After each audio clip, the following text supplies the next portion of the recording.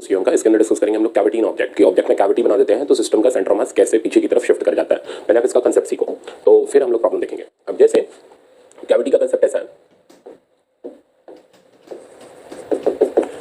मान लो हमारे पास ये कोई ऑब्जेक्ट था, इस ऑब्जेक्ट का ये सीओएम था, सीओएम ऑफ ओरिजिनल ऑब्जेक्ट।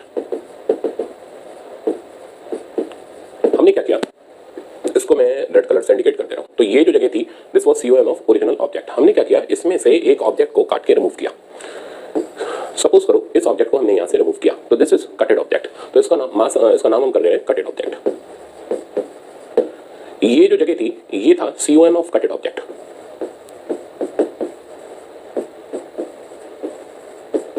अब क्या होगा, जैसे ही हम इसको यहां से रिमूव करेंगे तो बाकी जो रिमेनिंग बॉडी बचेगी, इसको मैं येलो कलर से शेड कर रहा हूं, तो ये जो रिमेनिंग बॉडी बचेगी, इस रिमेनिंग बॉडी का जो सीओएम होगा अब वो यहां नहीं रहेगा, वो सीओएम इस लाइन ज्वाइनिंग पर थोड़ा पीछे की तरफ शिफ्ट हो जाएगा।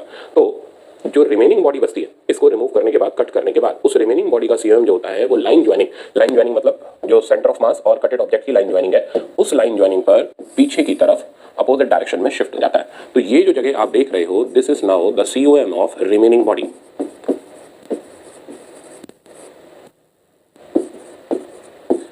अब ऐसे अगर हम बहुत सारे ऑब्जेक्ट काट ले तो फिर इनके रिजल्टेंट पर पीछे की तरफ शिफ्ट हो जाएगा। तो अब इतने सारे आपके मेडिकल लेवल में आते नहीं है, वो आईआईटी के लिए हम लोग पढ़ाते हैं। तो अब जनरली अगर आप इतना मास इसमें से रिमूव कर लोगे तो फिर बाकी जो रिमेनिंग बॉडी बचेगी उसका सीओएम लाइन ज्वाइनिंग पर पीछे की तरफ लाई करेगा। अब हमें पता करना है कि ये कितना पीछे की तरफ लाई कर रहा है, इसका डिस्टेंस कितना पीछे की तरफ शिफ्ट हुआ। तो ये पता करने का तरीका बड़ा आसान है। हम मान के चल रहे हैं कि ये जो कटेड बॉडी है और ये जो ग्रीन कलर की रिमेनिंग बॉडी है, इन दोनों बॉडीज को मिला दे तो सीओएम ऑफ ओरिजिनल बॉडी तैयार हो जाएगा। तो पहली स्टेप हम ये मान करके चल रहे हैं, if we combine remaining body and cutted object, then we get original object.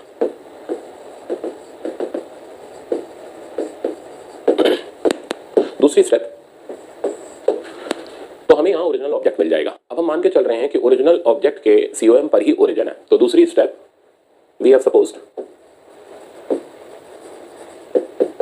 Origin at COM of original object. तो हमने इस जगह पर ही ओरिजिन अज्यूम कर लिया। तो अगर हमने इस जगह पर ओरिजिन मान लिया तो ये जगह ओरिजिन का काम कर रही है। तो अब इन दोनों को कंबाइन करने पर ये मिल जाएगा। तो हम सेंटर ऑफ मास अब थर्ड स्टेप पर आते हैं। तो centre of mass or COM of original object निकालते हैं, और ये निकालने का हमारा तरीका रहेगा, वेक्टर लगा दे रहा हूं मैं। अब ये किससे मिला करके बना है, ये दो चीजों से मिला करके बना है, ओरिजिनल ऑब्जेक्ट, कटेड ऑब्जेक्ट और रिमेनिंग बॉडी। अब रिमेनिंग बॉडी का जो सेंटर ऑफ मास है, इसका दूरी समथिंग अराउंड मैंने कर लिया, इसका दूरी यहां से मैं कर ले रहा हूं आर कटेड। यहां पर उसका मास कंसंट्रेटेड है, let us say that M कटेड। इस जगह पर रिमेनिंग बॉडी आ गई और इसका दूरी आर रिमेनिंग, और इस जगह पर रिमेनिंग बॉडी का मास कंसंट्रेटेड है तो एम रिमेनिंग कर दो। तो अब दो चीजों को मिला करके ओरिजिनल बॉडी बन रही है। ठीक है, मैं इसका डायग्राम भी यहां पर अलग से दिखाऊंगा आपको। तो इस जगह पर है एम रिमेनिंग, ये ओरिजिन है, इस जगह पर थी original body,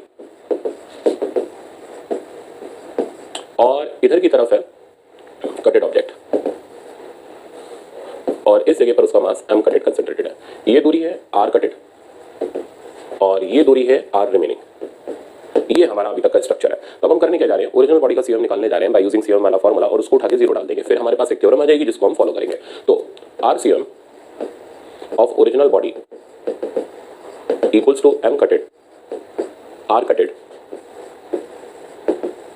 minus m remaining are remaining divided by total mass. ये माइनस इसलिए है क्योंकि ओरिजिन के लेफ्ट हैंड साइड पर है, और अगर आप माइनस नहीं लगाना चाहते हो आप फैक्टर फॉर्म में भी लिख सकते हो, divided by m cutted plus m remaining.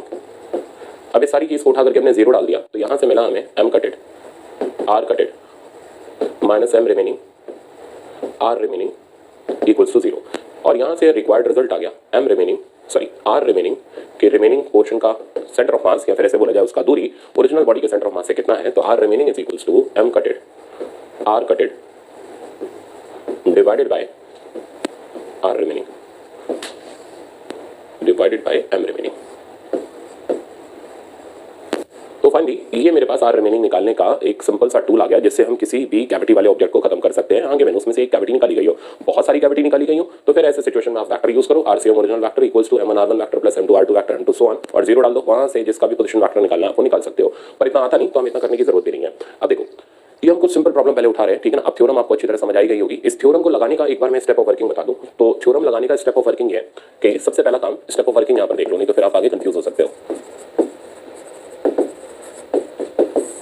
पहली स्टेप ये लोकेट आर कटेड। अब आर कटेड कौन है? आर कटेड है distance between COM of original body and कटेड body. तो ओरिजिनल बॉडी और कटेड बॉडी के बीच का ये डिस्टेंस ये हमें लोकेट करना पड़ेगा, और ये डायग्राम टू डायग्राम ये हमें ही करना पड़ेगा, एग्जामिनर नहीं देता। यही हमारा मेन काम होता है। दो काम और होते हैं, कैलकुलेट एम कटेड। अब एम कटेड निकालने के लिए आप या तो डेंसिटी इंटू एरिया लगाओगे या डेंसिटी इंटू वॉल्यूम लगाओगे, depending on the factor surface mass distribution है या वॉल्यूम मास है। तो कैलकुलेट एम कटेड, अब कुछ भी हम यूज कर लेते हैं, तो either surface density into area of cutted और volume density into volume of cutted. तो कोई भी एक फॉर्मूला, वो डिपेंडिंग ऑन द फैक्टर कि हम कौन सा डायग्राम यूज कर रहे हैं, उस हिसाब से हम कटेड का मास लिखेंगे। और कटेड का मास लिखने के बाद अगली और लास्ट स्टेप होगी कैलकुलेट एम रिमेनिंग, यानी रिमेनिंग पोर्शन का मास लिखेंगे by using density into remaining area. अब रिमेनिंग एरिया आप कैसे लिखोगे? रिमेनिंग एरिया लिखने का तरीका होगा टोटल एरिया माइनस कटेड एरिया, ठीक है ना। उसके बाद हमारे पास रिमेनिंग एरिया आ जाएगा और डेंसिटी इनटू रिमेनिंग वॉल्यूम। तो ये हमारा फाइनली तरीका रहेगा एम रिमेनिंग को निकालने का। इसमें अगर हम इतना करने के बाद फिर हम यूज कर लेंगे अपनी theorem m remaining are remaining equals to M cutted are cutted, and then इसमें पुट करके हम रिमेनिंग पोर्शन का पता कर लेंगे कि सेंटर ऑफ मास कितना पीछे शिफ्ट हुआ। तो ये फुल एंड फाइनल आपकी स्टेप ऑफ वर्किंग रहेगी ऐसे कैविटी वाले सवालों के लिए। नेक्स्ट अब देखो ये एग्जांपल में पहले डिस्क का लेके चल रहा हूँ, फिर मैं स्फीयर ले लूंगा, ठीक है ना। फिर हम लोग दूसरा डायग्राम लेंगे, एक एरिया वाला एक वॉल्यूम वाला। तो इस एग्जांपल के अंदर a disc of radius r/2 is removed from disk of radius r. Find COM of remaining object. तो सिचुएशन ऐसी है कि ये जो बड़ी वाली डिस्क देख रहे हो, इस बड़ी वाली डिस्क का रेडियस कैपिटल आर है, ठीक है ना। और ये जो छोटी देख रहे हो ये इसका जो रेडियस है, ये इसका डायमीटर जो है वो इसके रेडियस के बराबर है। तो अब सिचुएशन ऐसी है, ये हमारे पास r/2 है एंड ये हमारे पास r है। हमें पता करना है रिमेनिंग बॉडी का COM। ये हो गया COM ऑफ कटेड ऑब्जेक्ट, ये हो गया COM ऑफ ओरिजिनल ऑब्जेक्ट। अब मैंने क्या स्ट्रेटजी बताई थी अभी आपको कि सबसे पहले आप आर कटेड ढूंढो। आर कटेड हो जाएगा ओरिजिनल से कटेड का दूरी, तो यहाँ से यहाँ तक का ये दूरी, दिस दूरी एक्ट एज आर कटेड, ठीक है। अब जो रिमेनिंग बॉडी होगी उसका COM कहाँ पर होगा? उसका COM इस लाइन जॉइनिंग पर यहाँ कहीं पर होगा। So this is the COM of remaining object, और यहाँ से इसकी दूरी जो कि हमें निकालनी है, this is assume to be r remaining, ठीक है। तो ये हमने पूरा का पूरा डाटा सेट कर लिया। अब स्टेप बाय स्टेप चलते हैं, जो जो रिक्वायरमेंट है वो पूरी करते हैं, सवाल सॉल्व हो जाएगा। सबसे पहली स्टेप मैंने क्या बताई थी? आर कटेड हमें लिखना पड़ेगा। तो आर कटेड को आप लिखोगे तो वो आपका ज्योमेट्रिकली आ जाएगा। तो ये पूरा आर माइनस ये पूरा r/2, तो आंसर बच गया r/2। तो आर कटेड का वैल्यू आ गया r/2। दूसरी स्टेप आपको एम कटेड लिखना पड़ेगा। अब ये देखना पड़ेगा कि ये सरफेस है या वॉल्यूम मास डिस्ट्रीब्यूशन है। तो मैंने डिस्क बोल दिया तो ये सरफेस मास डिस्ट्रीब्यूशन हो गया। तो डेंसिटी कंसेप्ट लगा, density into area of cutted, तो सिग्मा इंटू एरिया ऑफ कटेड यानी इतने पोर्शन का एरिया, ये वाइट पोर्शन का एरिया हो गया पाई r²/4। तो अभी हम कुछ भी नहीं कर रहे हैं, अभी इसको एज इट इज छोड़ रहे हैं क्योंकि आगे ये कुछ ना कुछ कॉमन निकल ही आएगा। थर्ड स्टेप, अब हम रिमेनिंग का मास लिख रहे हैं। अब रिमेनिंग का जो मास होगा, ये 3 स्टेप आपको लेनी पड़ेंगी, देन फिर आप थ्योरम को डायरेक्ट चला सकते हो। तो रिमेनिंग का मास लिखोगे तो वो हो जाएगा density into area of remaining, और एरिया ऑफ रिमेनिंग पोर्शन, ये पोर्शन लिखने का तरीका, सॉरी ये ब्लू कलर का पोर्शन जो बचा हुआ है हमारे पास, ये रिमेनिंग एरिया लिखने का तरीका, पूरा एरिया माइनस ये कटेड का एरिया। तो पूरा एरिया हो गया पाई r² माइनस कटेड का एरिया हो गया पाई r²/4। फाइनली बचा सिग्मा 3/4 पाई r²। तो अब हम प्रोपोर्शनलिटी लेते हैं, जैसे हम लोगों ने लास्ट लेक्चर में भी लिया था। तो एम कटेड की जगह में डालने जा रहा हूँ। अब देखो दोनों में कॉमन क्या है? सिग्मा पाई r²/4 तो पूरा कॉमन है, तो यहाँ तो 1 बचा, और एम रिमेनिंग में मेरे पास 3 बचा।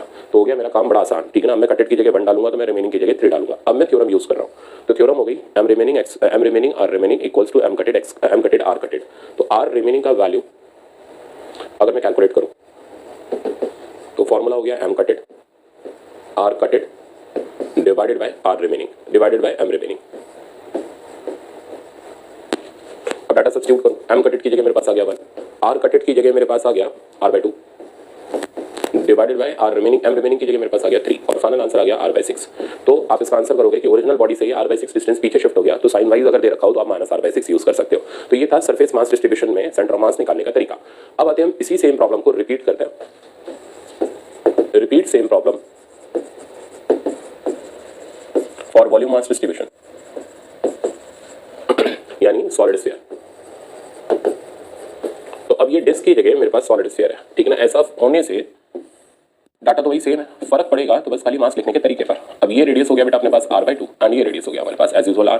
This is the COM of original body and this is the COM of cutted body, और इसी की लाइन ज्वाइनिंग पर यहाँ कहीं पर आ जाता है COM ऑफ रिमेनिंग बॉडी। ये दूरी हमारे लिए r कटेड वैल्यू हो गया, मैं डायग्राम में लगा रहा हूँ r/2। ये दूरी मेरे लिए r remaining which we have to find out. अब तीनों चीजें हम लोग यहाँ पर अरेंज कर लेते हैं। फर्स्ट हमें चाहिए r cutted which we have already located in diagram और इसका वैल्यू r/2। सेकंड हमें चाहिए m कटेड, ये निकालने का तरीका अब चलेगी सरफेस डेंसिटी या वॉल्यूम डेंसिटी। तो अब आ जाएगा वॉल्यूम डेंसिटी क्योंकि सॉलिड स्फीयर है, तो रो इनटू कटेड का वॉल्यूम। कटेड का वॉल्यूम अगर आप देखोगे तो वो हो जाएगा 4/3 पाई r³/8। ये हो गया m कटेड का वैल्यू। अब हम आते हैं m रिमेनिंग पर। m रिमेनिंग लिखने के लिए डेंसिटी इनटू रिमेनिंग पोर्शन का वॉल्यूम। रिमेनिंग पोर्शन का वॉल्यूम हो गया पूरा वॉल्यूम माइनस इतना वॉल्यूम, तो पूरा वॉल्यूम हो गया 4/3 पाई r³ माइनस इतना वॉल्यूम तो हमारे पास लिखा ही हुआ है 4/3 पाई r³/8। कॉमन ले लो तो रो 4/3 पाई r³ कॉमन हो गया, 1 माइनस 1/8 दैट मीन्स 7/8। अब प्रोपोर्शनलिटी लगाते हैं, तो m cutted is proportional to and m remaining is proportional to. अब देखो सब कॉमन है, रो 4/3 पाई r³/8 कॉमन है, यहाँ भी रो 4/3 पाई r³/8 कॉमन है। इसकी जगह 1 बचा, इसकी जगह 7 बचा, अब तो प्रॉब्लम गया। अब फोर्थ स्टेप है, अब हमें निकालना है r रिमेनिंग। लगा दो theorem, m कटेड r कटेड bye m remaining. Simplify करोगे m कटेड की जगह 1 आ गया, r कटेड की जगह r/2 आ गया, m रिमेनिंग की जगह 7 आ गया, आंसर r/14 आ गया, ठीक है ना। तो हो गया आसान। तो सिंपल 2-3 स्टेप का प्रोसेस है। आप ये इंपॉर्टेंट कैटेगरी का प्रॉब्लम है, इनमें से फंस जाता है एग्जाम के अंदर। अब ये सवाल देखो, अब इस प्रॉब्लम के अंदर मैंने इसको कैविटी को यहाँ बनाया हुआ है। अच्छा डाटा ये बड़ा है स्फीयर, अब इसे स्फीयर या डिस्क जो मर्जी ले लो, मैं अभी डिस्क ले रहा हूँ और इसका रेडियस अब r/3 है। तो डाटा हमें इस तरीके का दे रखा है। तो क्वेश्चन है as shown in diagram, disk of radius r/3 is removed from disk of radius r. Find COM remaining object. तो चलो शुरू करते हैं। ये हो गया COM ऑफ कटेड ऑब्जेक्ट, ठीक। इस जगह पर हमारे पास m कटेड है, मैं यहीं पर डायग्राम में दिखा रहा हूँ। यहाँ से यहाँ तक का दूरी ये COM हो गया ओरिजिनल ऑब्जेक्ट का, इस जगह पर हमने ओरिजिन ले ही रखा है। ये दूरी हमारे लिए r कटेड हो गया। इसको निकालने का तरीका पूरा रेडियस माइनस इतना रेडियस, तो r माइनस r/3, तो विच बिकम्स 2r/3। तो ये डिस्टेंस 2r/3। इसी लाइन ज्वाइनिंग पर इस जगह पर रिमेनिंग बॉडी का COM आ गया, तो this is m remaining and this distance is r remaining. अब आप 3 स्टेप लगाओ और सवाल खत्म हो जाएगा। तो सॉल्यूशन पर आते हैं। फर्स्ट स्टेप में हमें चाहिए होता है r कटेड, वो हमने ऑलरेडी डायग्राम में लिख दिया 2r/3। दूसरी स्टेप हमें चाहिए होता है m कटेड। अब क्योंकि डिस्क है तो सिग्मा इनटू पाई r² और इसका रेडियस 3 था तो ये 9 हो गया, ठीक है ना। तो अब मेरे ख्याल से बहुत आसान है, आप आराम से इसको अटेम्प्ट कर सकते हो। तो ये आ गया मेरे पास m कटेड। थर्ड स्टेप आता है m रिमेनिंग, ये हो गया सिग्मा इनटू अब रिमेनिंग एरिया, तो पूरा एरिया हो गया pi r² minus pi r²/9, sigma into 8/9 pi r²। Proportionality पर आते हैं, तो m cutted proportional to 1 and m remaining is proportional to 8। अब लास्ट स्टेप हमारी आती है r रिमेनिंग निकालने की। तो r रिमेनिंग निकालोगे तो वो जाएगा m कटेड r कटेड divided by m रिमेनिंग। m कटेड हो गया 1, r कटेड की वैल्यू मेरे पास होगी 2r/3 बाय m रिमेनिंग की वैल्यू होगी 8। ये यहाँ से जाएगा 4 आया और आंसर में आया r/12। r/12 डिस्टेंस पीछे की तरफ ये चीज शिफ्ट हो जाएगी। तो मेरे ख्याल से ये भी समझ आ गया होगा। एक और प्रॉब्लम देख लेते हैं ताकि और अच्छे से क्लियर हो जाए। अब इस प्रॉब्लम को देखो, इसमें मैंने क्या किया, ये स्क्वायर को यहाँ से रिमूव कर लिया, ठीक है ना। अब डाटा ये है कि ये डिस्क है जिसका रेडियस हमें कैपिटल R गिवन है, तो डिस्क का रेडियस कैपिटल R गिवन है। और ये जो स्क्वायर देख रहे हो ना, इस स्क्वायर का ये पूरा का पूरा डायगोनल हो गया। तो हमें पहले स्क्वायर की साइड लिखनी पड़ेगी। साइड मैंने L ले ली। क्वेश्चन का स्टेटमेंट ये है as shown in diagram, square sheet is removed from disc.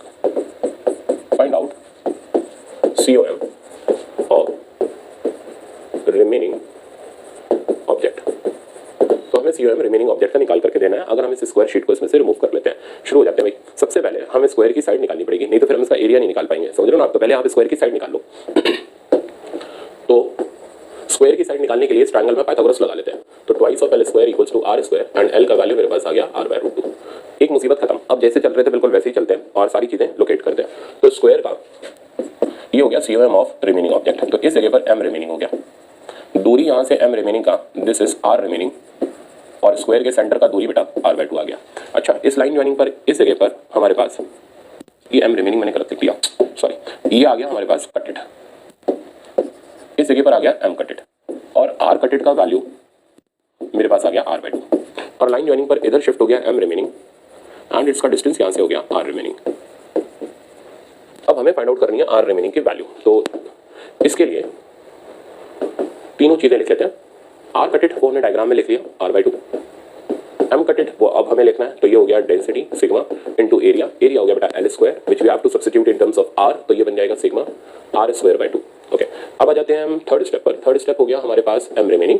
m remaining लिखने का तरीका हो गया डेंसिटी इनटू रिमेनिंग का एरिया, वो हो गया total area which means pi r square minus इसका स्क्वायर का area which is r square by 2। दोनों में से कॉमन हो गया सिग्मा r स्क्वायर, अंदर बचा पाई माइनस 1 बाय 2।